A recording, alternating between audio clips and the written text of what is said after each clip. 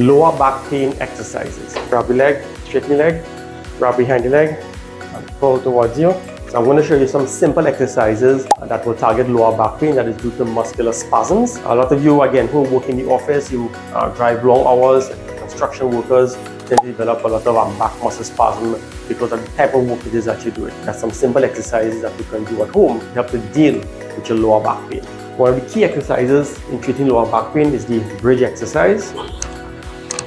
In this position here, hands on the tummy, legs bent. And what you're going to do, you're going to lift the buttocks off the mat. Come up like this, as high as you can. Hold for a second or two.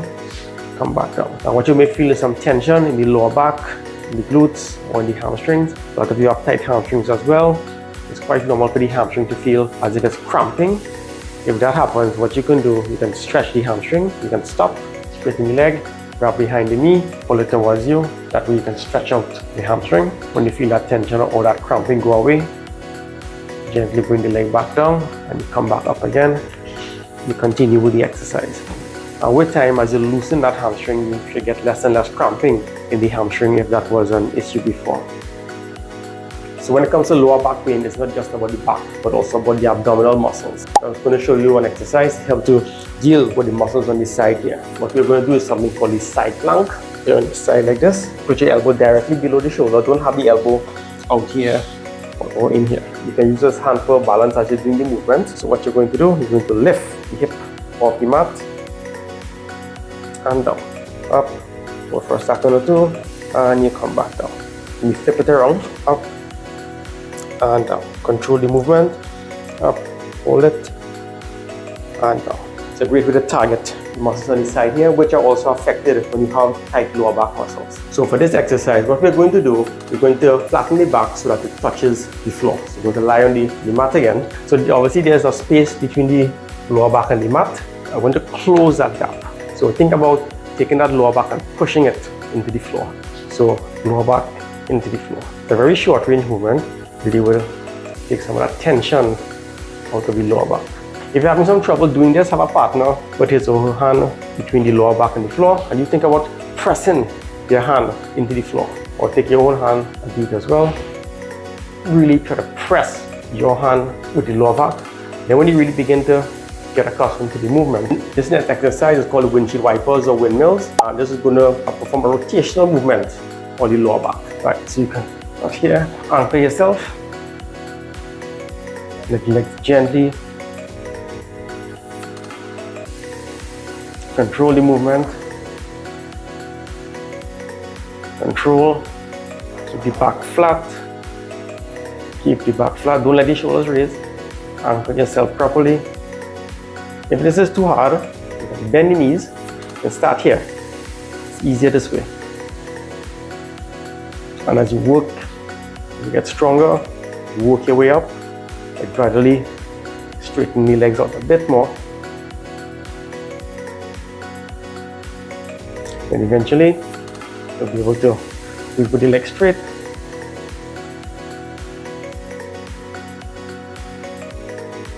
So in the picture of lower back pain, what you may also have a tight glute muscle, that's the muscle of the buttocks. So we're going to do an exercise for the glutes as well as do a stretch. So the exercise, and if you have stairs at home, you can use the stairs. If not, get a stepper or a low bench or something.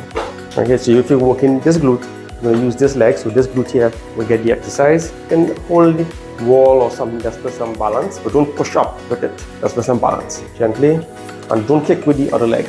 Let this do most of the work. Step up, come down slowly. Step up, come down slowly. You can hold the wall for balance. And when you're ready to stretch, now of course you do the other side. And when you're ready to stretch the glute now, let's say I want to stretch glute on this side, lay back down, do a figure 4, grab my knee, and I pull the knee towards the opposite shoulder. Really feeling that stretch there. Tight glutes do contribute to back pain. Hold it there, let it stretch. You're going to feel that pull, 20 to 30 seconds. And relax. Now we're going to talk about the hamstring muscle, that's the muscle behind the leg here. We're going to exercise this hamstring, but of course you also exercise the other one. So what we're going to do, exercise this hamstring, stand straight, stand against the wall for some balance, lift the opposite leg, keep the knee slightly bent, and then you tip forward, and you straighten back up. So what I don't want you to do is this. Okay, that's not what you want to do. It's a control movement, a little bit of a stretch behind the hamstring. You're going to feel that stretch there. Begin to feel it, hold it for a couple of seconds, and gently come back up. When you're ready, switch to the other leg, lift, and back up. And when you want to stretch the hamstring out after the exercise, lay back down, grab the leg, straighten the leg, grab behind the leg, and pull towards you. Try to keep the leg as straight as you can. If you bend it like this, it's going to be more difficult to stretch the hamstring. Straighten, pull towards you, feel that stretch. What I don't want you to do is bounce. There's no bouncing. Pull, 20 to 30 seconds, gently bring it down, switch over to the next leg, straighten, grab, then you pull, and feel that pull there. No bouncing, gently let it go. So that's a great way to exercise and stretch the hamstring muscle. So a way in which you can make that exercise a bit more advanced or a bit more challenging, you can get some wedges like these here. So what you do, put the leg on that you're going to exercise. As you see, it stretches the calf muscle too as well. And the knee, go onto the wall, lift the leg, come forward. You're going to get a bit more stretch on the calf muscle. Tight calf muscles also contribute to back pain. Come back up. Switch over. Come back up. Also as well, to stretch the calf muscle, you don't need to do the bending forward. You can just simply put the foot on the wedge, straighten the leg, just walk forward a bit. You're going to feel that pull on the calf muscle. Again, no bouncing. Sit there for about a minute, let that calf stretch out, come back out, switch, lock the leg, walk forward. You're going to feel the pull on that calf muscle, relax, let the calf muscle stretch out, and come back out. So another exercise that is good for back pain would be the Superman exercise. So you lay on your belly for this one on an exercise mat. Let's start with the simple version here. Hands to the side first. You need to lift the legs and the head at the same time to make an arc with the body. You're going to feel some tension in the upper and the lower back, even in the hamstrings. That's normal. As you get stronger, you're going to move the position of the hands, so this is a bit more difficult. Up and down. As you get stronger, get the hands out further and down. As you get stronger, potentially the hands will be out here and down. Great, so that's the Superman exercise. I'll show you how to progress from easy to difficult. The next exercise is something called the reverse hyperextension. So you can get a sturdy table or a bed. What you're going to do, the edge of the bed is going to be at this region here. The head down flat, lifting like this. You can bend the legs initially to make it a bit easier. Using the back, lift the legs. As you get stronger and stronger, you can probably just extend the legs a bit. And you come up, hold it for a second or two, come down. As you get stronger, extend the legs a bit more. Okay, so that's your reverse hyperextension exercise. So another exercise that can be done for back pain actually would be squatting. Now, not everyone has the ability to go all the way down like this, because they have tight calf muscles, tight muscles in the back, tight muscles in the hip that are restricting this movement. But working your way up into a deep squat or as far as you can go would be a good idea. Some of you may only be able to go here, and then your heels begin to raise. That's because you got tight calf muscles.